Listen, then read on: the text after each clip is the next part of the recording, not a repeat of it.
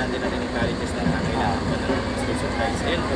And thankful po kami na binigyan niyo po ng opportunity with God. Alright guys, dito na tayo sa charity work natin. Okay, so bababa na natin yung mga school supplies. Marami na mga students ang nag-aabang. Ready na rin ang ating mga volunteers. Wow. Sige po, ako nang balas. Let's go. Tayo bababa na. Okay.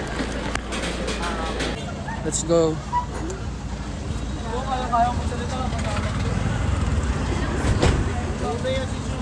The drop off lang naman yata natin to. They'll be the one to distribute. Ayun na. Drop lang. Sila mag-i-issue. O, tingnan natin kung anong magiging setup. Ayan, ayan.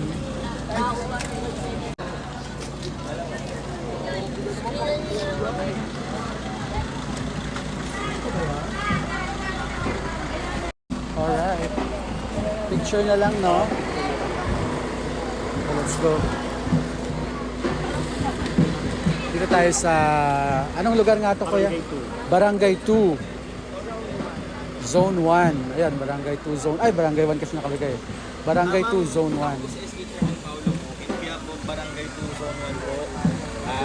Sabi na rin po ni Cap, we thank you for the donation po at marami po matutulong ng kabataan ito.